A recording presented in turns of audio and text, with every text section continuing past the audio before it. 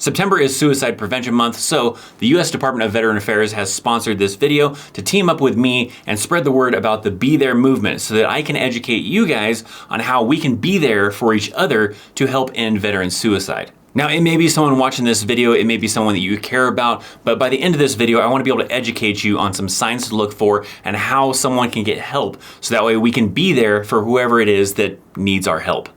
On screen right now and remaining on screen for the remainder of this video is the Veteran Crisis Hotline. That is a phone number you can reach out to someone 24/7, talk to someone that is a trained professional that will listen to you, communicate with you. There's also a number you can reach out via text message. Also, down in the description box down below, there is a link to where you can simply just chat with someone online if you wish to do it that way.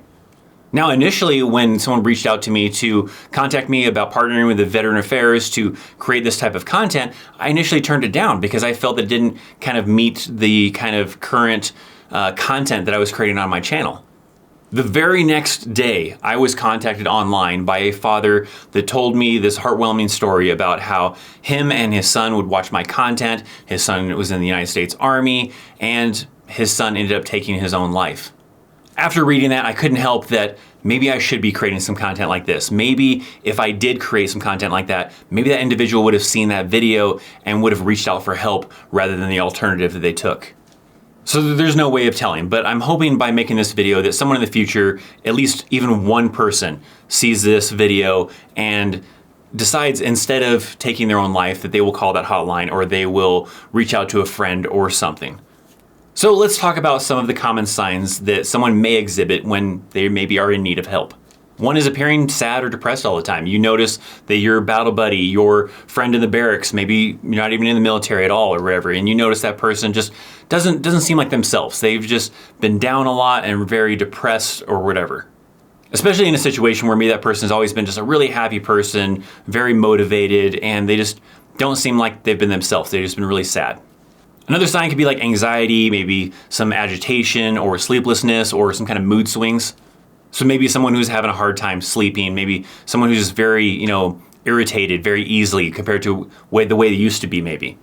Maybe some, random mood swings where they're just, 1 minute they're just very happy and all of a sudden they're just really down or angry or whatever the case might be.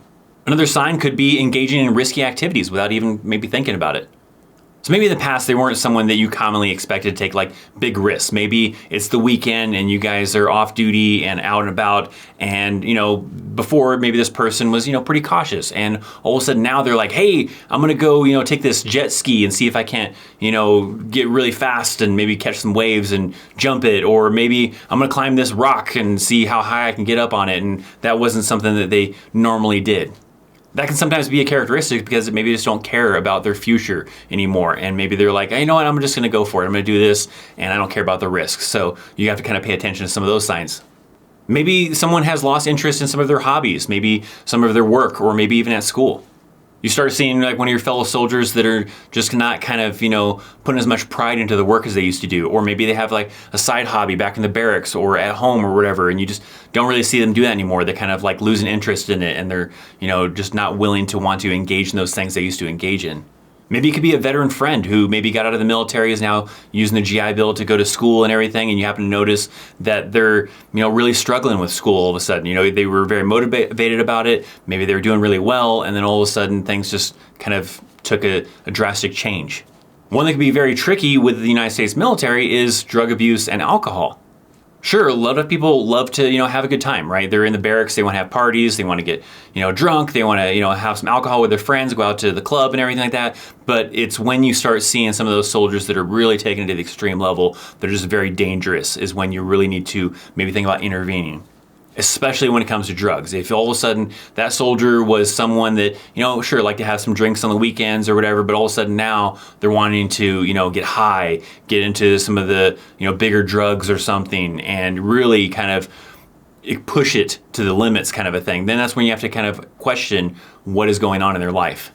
Definitely one to watch out for is, your veteran friends. They get out of the military and they're having a hard time adjusting to that civilian lifestyle. Maybe there was someone that, had some drinks in the barracks, would go out to the club, go out to the bar or whatever. Now they're out of the military and now you see them drinking like every day during the week and just really abusing alcohol and really just drinking themselves away.